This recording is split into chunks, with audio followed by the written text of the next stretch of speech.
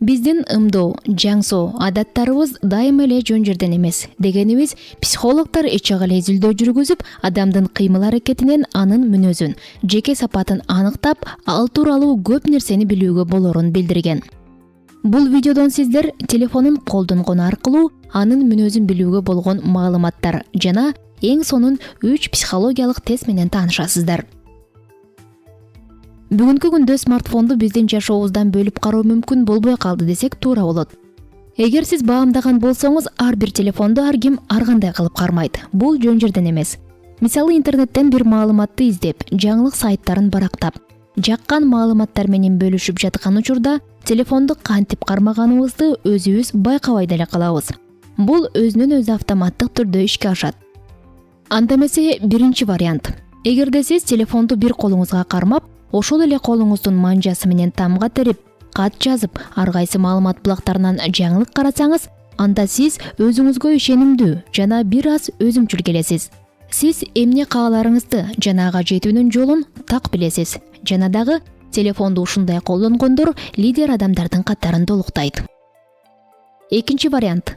Телефонду бир колу менен кармап, экинчи колунун сөймөйү менен экранын башкаргандардын катарын толуктасаңыз, анда сиз жамаат, достор, жакындар менен иштегенди, алар менен убакыт өткөргөндү жактырасыз. Аларсыз сиз өзүңүздү жалгыз сезип, маанайыңыз чөгүшү мүмкүн. Дагы бир жакшы жагыңыз жаныбарларды сүйүүчүлөрдөнсүз.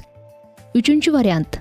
Эгер сиз телефонду кош колдоп алып, эки бармагыңыз менен тең экранды башкарсаңыз, анда ар бир маселени жети өлчөп бир кесип, тактап айтканда, кылдат ойлонуп чечим кабыл алгандардансыз.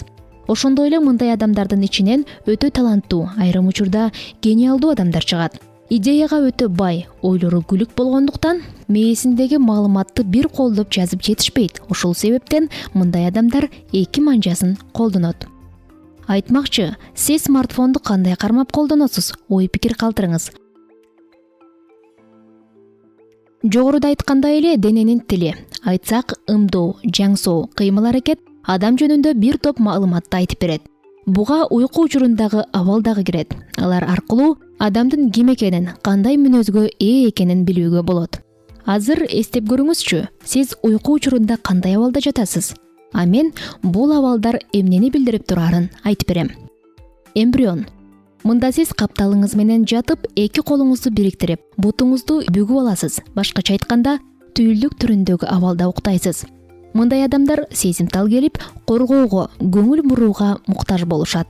Сиз дагы бул абалда уктоону сүйүүчүлөрдөн болсоңуз, ойлонуп көрүңүз. Анткени бул баарынан мурда сизде абдан чоң стресстик абалдардын топтому бар экенинен кабар берет. Демек сиз бир нерсени өзгөртүшүңүз керек. Чалкалап жатуу. Мындай абалда уктаган адамдар өздөрүн токтоо, эркин алып жүрүшөт. Жана дагы маданияттуу, тартиптүү келип, карьерада ири ийгиликтерге жетише алышат. Көмкөрөсүнөн жатуу. Көмкөрөсүнөн жатып уктаган адамдар көбүнчө сезимдерин ичке ката албаган, эмоционалдуу жана дагы өзгөрүлмө мүнөзгө ээ болот. Бул абалда уктагандардын арасынан чыгармачыл адамдар көп болот. Колуңузду чыгарып, бармак башыңызды өйдө көтөрүңүз. Эми байкап көрүңүз. Бул манжаңыз артка ийилип турабы же тескерисинче түз абалдабы? Эгер бармак башыңыз түз абалда болсо, анда сиз беттегениңизден кайтпаган, айткан кебиңиздин өтөсүнө чыккан өжөр адамсыз. Ошондой эле мындай адамдар лидерлик жөндөмдүүлүккө ээ болушат. Эгер бармак баш артка кайрылып турса, мындай адамдардын арасынан чыгармачыл адамдар көп чыгып, өзгөрүлмө мүнөзгө ээ болушат. Бирок чыр-чатактан алыс болуп, бардык маселени тынчтык жолу менен чечүүгө аракет кылышат.